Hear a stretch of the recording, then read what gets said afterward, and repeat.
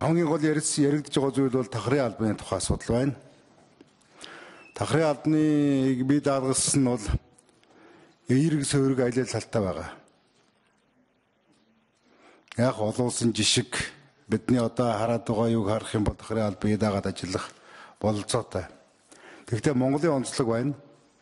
Үнэхээр аймагт бараг одоо 7 хоногт нэг 5 хэрэг 10 хэрэг шийддэггүй ийм нөхцөлд тэнд давхрын алба сүлжээнүүд байх асуудал бол үнэхээр зөөхөн хүн амтай төрийн албанд дангайсан төсвийн алдагдал нь одоо улс орны эдийн засгийн хүндрэл дампуурд хүрсэн байгаа энэ нөхцөлд бол бас ярилцах ёстой зүйл.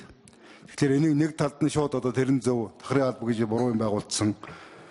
За энэ нэгэн хүн ч юм уу паракцийн ч юм уу буруу гэдээ ингээ явахд бас төвхтэй байна.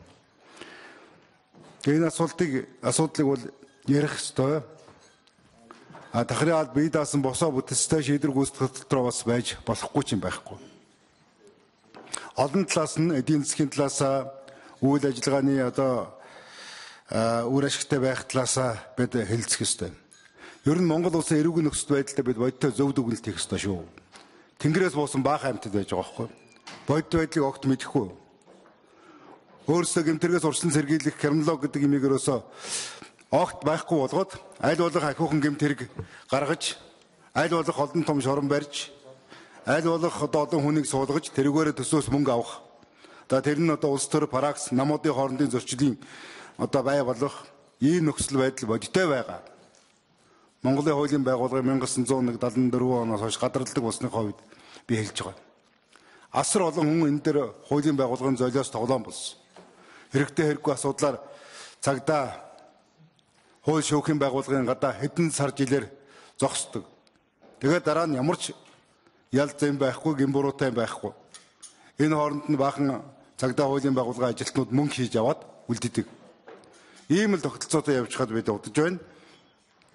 Тухайл оюун гэрэл гишүүний хэлсэн хоёр тохиолдол хоёулаа эрүүгүй хэрэг шүү дээ. Хэн хариуцлах вэ лээсэн? Албан үүрэгт ажиллаа биелүүлээгүй, хариуцлагагүй хандсан. Аюул тохиолдсон үед нь туслаагүй тэр хууль шүүхийн ажилтан, тэр онцгой байгууллагын ажилтнууд өнөөдөр хуулийн хариуцлага хүлээсэн байх ёстой шүү дээ. Монголд бодит аюултай гэмт хэргийн төлөө улсын өмч хөрөнгө ашигласан, завьсан, авилгалын том сүлжээнд ороод намын юм улс төрийн хамгаалтанд орсон хүмүүс хариуцлага хүлээдэггүй шүү дээ. Энэ бодиттой зүйл. Хэдэн 10 жишээ хэлж болно. Би зүгээр судлаач хүний байдлаар л хандаж байгаа. Энэ нэг үүний тухай яриаг байна.